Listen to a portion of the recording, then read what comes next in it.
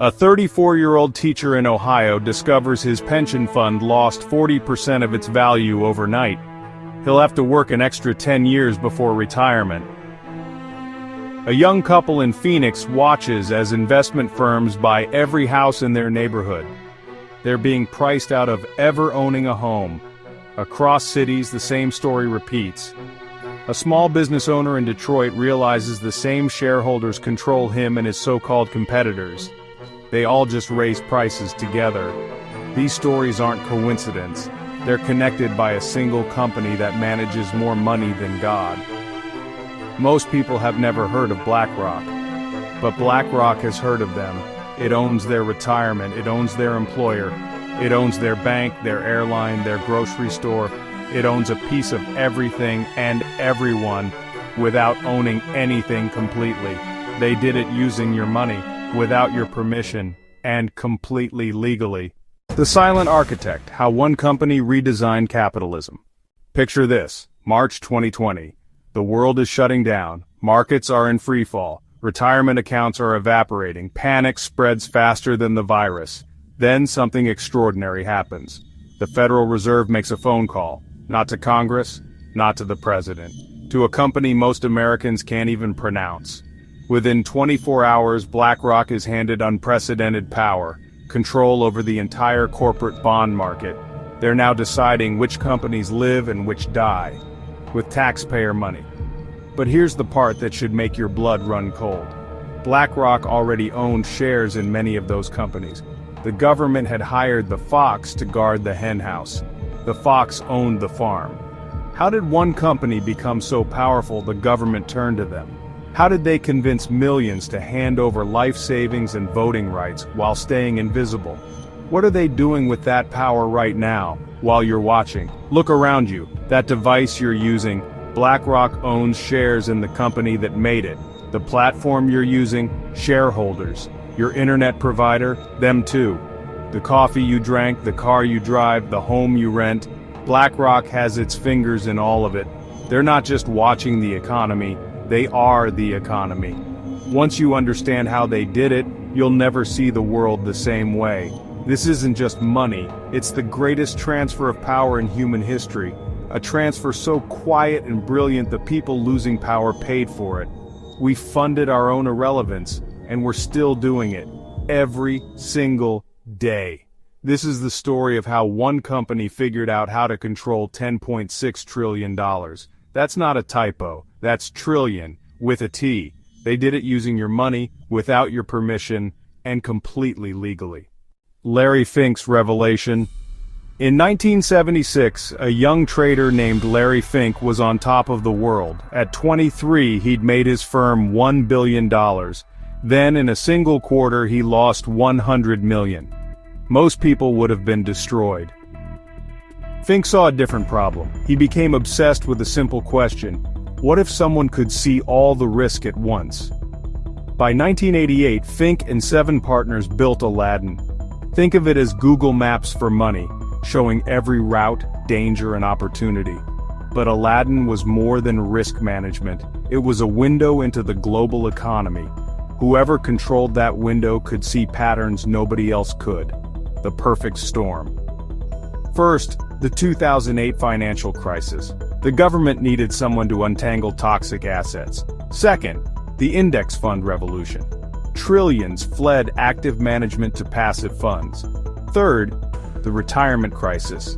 Governments and corporations needed someone to manage retirement savings. By 2009, they weren't just managing money, they were managing the managers of money. That shift changed who holds real influence over companies and markets. Control shifted into systems and platforms quietly and powerfully. A single platform with access to trillions can shape outcomes across entire industries. And the people paying for it rarely knew what they owned or who decided. Larry Fink's ideas remade how capitalism organizes ownership and power. Aladdin became the backbone of modern finance. From one small office above a store to an invisible architecture that touches everything. This is the architect of the new system. The greatest magic trick ever performed. BlackRock is among the largest shareholders in American Airlines, Delta, United, Southwest. When competitors share the same largest shareholders, can they really compete? Look at who owns BlackRock, Vanguard, and State Street. Then look back. They create a self-reinforcing circle of ownership, common ownership. This phenomenon is so new, regulators don't have clear rules for it yet. When you invest in a BlackRock fund, you hand over more than money. You surrender your voting rights. Every share they purchase with client money gives BlackRock the power to vote. They vote on CEO pay, board choices, mergers, labor policy, environmental standards. 3 asset managers, BlackRock, Vanguard, State Street, cast about 25% of votes at S&P 500 companies. Common ownership changes the incentives for competition. Studies show airline tickets are 10 to 12% higher due to common ownership. Banking fees rise in parallel across supposedly competing banks. Pharmaceutical prices climb faster in commonly owned markets. The big 3 don't need to conspire. Their mere existence reshapes corporate behavior.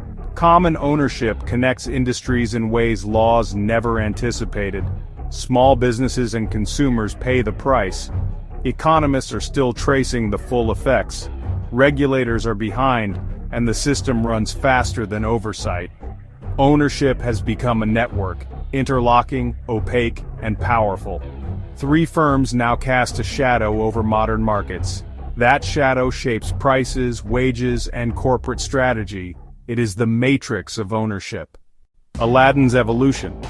Aladdin now monitors $21 trillion in assets, twice what BlackRock manages itself.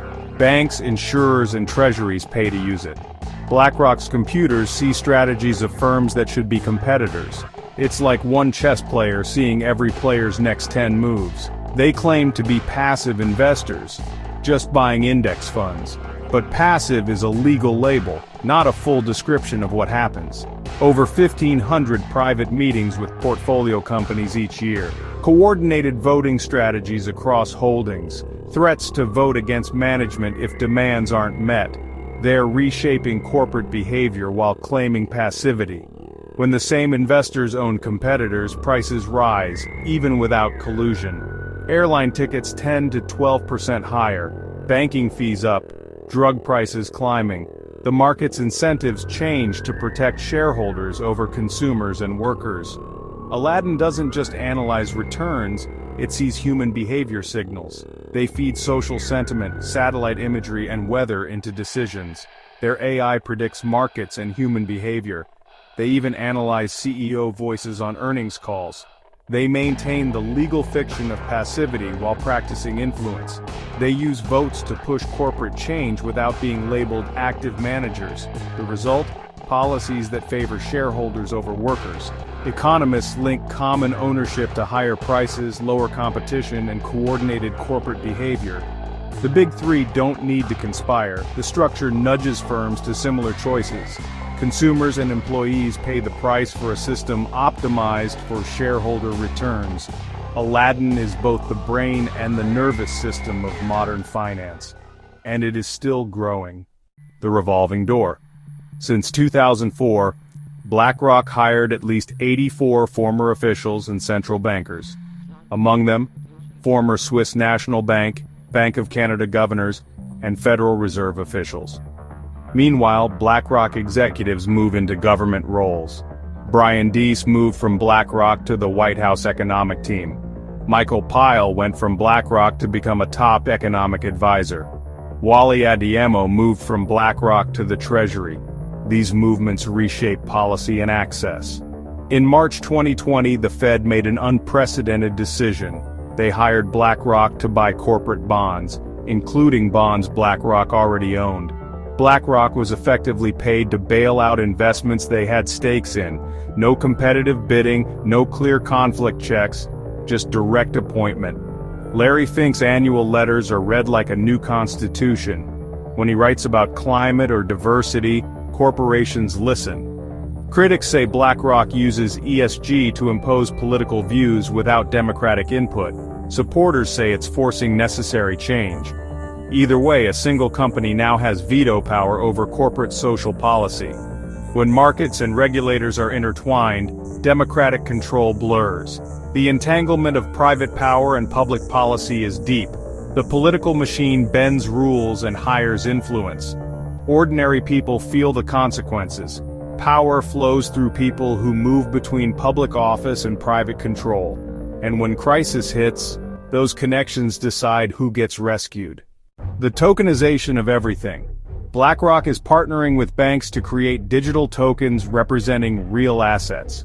Real estate, gold, art, government bonds, eventually everything. If successful, every asset could flow through their systems. BlackRock pours billions into artificial intelligence. Their AI analyzes social sentiment, satellite images, weather, speeches. They aim not just to predict behavior but to shape it. With these tools, they can nudge markets, policies, and corporate choices. They have become too big to fail and too integrated to easily replace. Pension funds cannot divest without harming retirees. Governments fear regulating too hard for fear of crashing markets. The integration creates systemic vulnerability. Workers negotiating wages face companies whose largest shareholders profit from keeping wages low. When citizens vote for change, they choose between candidates influenced by the same architects. When consumers pick brands, they enrich the same investment firms. This isn't an evil conspiracy. It's a system working exactly as designed. They've concentrated power so efficiently even founders may no longer control it. Algorithms influence corporations, retirement accounts, and government policy. Do we live in a democracy or rent space in a portfolio? The answer will shape human autonomy. In 1988, 8 people above a Woolworth store began building what would become the most powerful financial entity in history. They didn't break laws or stage coups. They understood that ownership is about controlling the right pieces. Today, wages, votes, and choices are negotiated under the shadow of a few platforms. This is not conspiracy. It's a system concentrating power with precision. The supreme art of war is to subdue the enemy without fighting. BlackRock didn't conquer the world. They became the world's landlord, and we all paid the rent.